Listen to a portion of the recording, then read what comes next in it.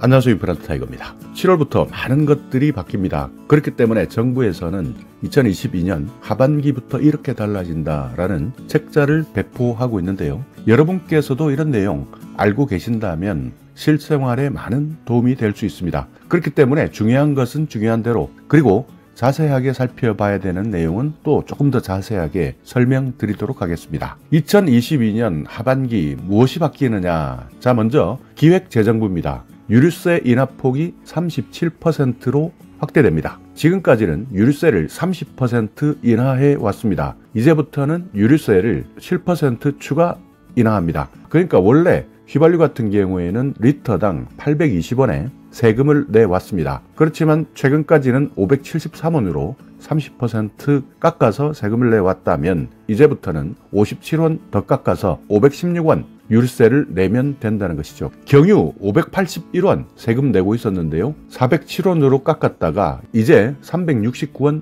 내시면 됩니다. 38원 추가 인하된 것이고요. LPG 같은 경우에는 203원 세금을 내왔다면 지금까지는 142원, 그러니까 유류세 30% 인하해서 142원 내왔는데요. 이제부터는 12원 더 깎아서 130원만 내면 됩니다. 그러니까 유류세 인하폭이 30%에서 추가 7% 확대해서 37% 인하한다. 7월부터 시행한다. 그러니까 오늘부터 바로 시행하는 겁니다. 자, 다음은요. 금융위원회입니다. 소상공인 자영업자 채무조정 프로그램이 도입됩니다. 그러니까 지금까지 코로나 때문에 개인사업자나 법인, 소상공인 이런 분들이 부채, 그러니까 돈을 많이 빌렸는데요. 이런 분들을 대상으로 해서 상환 일정을 조정해 드립니다. 그러니까 돈은 빌렸지만 아직까지 갚을 여력이 없다. 그렇지만 앞으로 계속 갚아 나가야 된다라는 의지를 가지고 있는 소상공인, 자영업자 이런 분들에게 채무조정, 그러니까 기간이나 금리 감면, 원금을 감면해주는 채무조정 프로그램이 10월 1일부터 시행됩니다. 그러니까 갚으려고 하는 의지는 있지만 여러 가지 여건 때문에, 사정 때문에 바로 갚지 못하는 분들도 계실 테고요. 또는 금리가 너무 높아서 부담이 되시는 분들, 이런 분들을 대상으로 해서 채무조정, 그러니까 갚지 않는다는 것이 아니라 조정한다는 겁니다. 만약에 내가 소상공인 자영업자인데 채무 때문에 문제가 있다 하시는 분들은 10월 1일부터 금융위원회 채무조정 프로그램이 도입된다 하는 내용 기억해 두셨다가 내가 여기에 해당된다면 잘 활용하시기 바라겠습니다. 네, 또 금융위원회입니다. 생애 최초 주택구입자 LTV를 완화시켜 드립니다. 지금까지는 60%에서 70%까지 생애 최초 주택구입을 할 때 대출을 받을 수 있었는데요. 이 비율이 80%까지 늘어납니다. 그러니까 생애 최초 주택구입자에 대해서는 LTV 상한이 완화되는 것이죠. 80%까지 완화되는 겁니다. 그렇기 때문에 최대 6억까지 대출을 받을 수 있는데요. 만약 내가 생애 최초 주택구입자다 하시는 분들, 지금까지는 대출을 하는데 여러 가지 어려움이 있었다면 이제부터는 80%까지 기준이 완화되기 때문에 더 많은 자금을 융자받을 수 있는 것이죠. 2022년 3분기, 그러니까 7월부터 시작하는 거니까요. 여기에 해당되시는 분들은 이제 생애 최초 주택구입자라면 대출 받으실 때 완화된 기준 잘 적용하셔서 대출 받으시기 바라겠습니다. 여성가족부입니다. 청소년 부모 아동양육비 지원 시범사업이 시행됩니다. 청소년 때 임신하는 경우, 출산하는 경우 자녀 양육, 학업 또는 취업 이런 것들을 다 병행해야 되는데요. 이런 청소년 부모의 부담을 덜어주겠다. 그래서 아동양육비 지원 사업을 시범 시행합니다. 7월 1일부터 시행합니다. 보건복지부입니다. 한국형 상병수당 시범사업 1단계가 시행됩니다.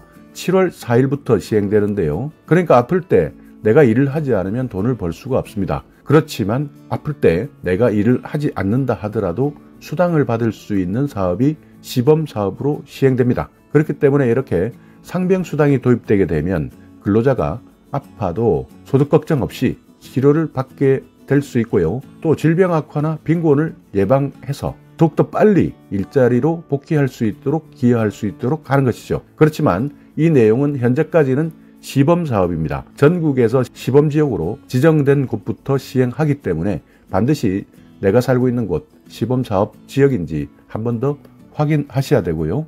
또 하나는 국민연금 저소득 지역가입자의 보험료를 지원해 드립니다. 그러니까 저소득층, 그만큼 소득이 적은 지역가입자에게 국민연금 보험료를 지원해드립니다. 연금보험료 50%까지 지원해드리는데요. 그러니까 절반을 정부에서 지원해주겠다. 월 최대 45,000원까지 지원해드립니다. 그렇기 때문에 국민연금, 저소득, 지역가입자 같은 경우에 노후소득 보장을 할 수 있도록 되는 것이죠. 그러니까 저소득 지역가입자 같은 경우에 납부 예외자가 될 수 있는데요. 이분들에 대한 연금보험료 지원이 신설되는 겁니다. 기상청입니다. 우리 동네 미래 기후변화 전망정보 서비스가 있는데요. 기존에는 해상도, 그러니까 격자별로 제공해 왔습니다. 이제부터는 이렇게 격자별 제공이 아닌 전국 3,500개 읍면동, 그러니까 내가 살고 있는 곳 하나하나를 다 나누어서 전망정보를 제공합니다.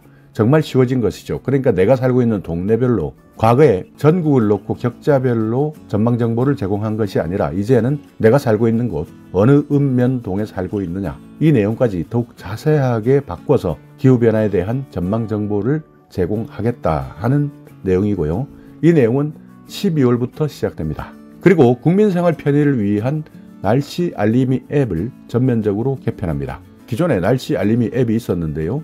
읽기도 어려웠고 편의성이 미흡했습니다. 그러니까 편리하게 사용하지 못했기 때문에 정보 확인에 어려움이 많았는데요. 이제부터는 저시력자, 그러니까 눈이 좋지 않은 분들, 고령층, 취약계층도 쉽게 사용할 수 있도록 날씨 알림이 앱도 전면 개편하겠다. 그러니까 더 잘 보이게, 더 쉽게 설명해 드리겠다 하는 내용이니까요. 기상청, 국민생활 편의, 날씨 알림이 앱 7월 이렇게 전면 개편된다 하는 내용도 기억해 두시기 바랍니다. 국방부 장병 기본급식비가 인상됩니다. 현재 장병 한 사람당 기본급식비 단가 11,000원이었는데요.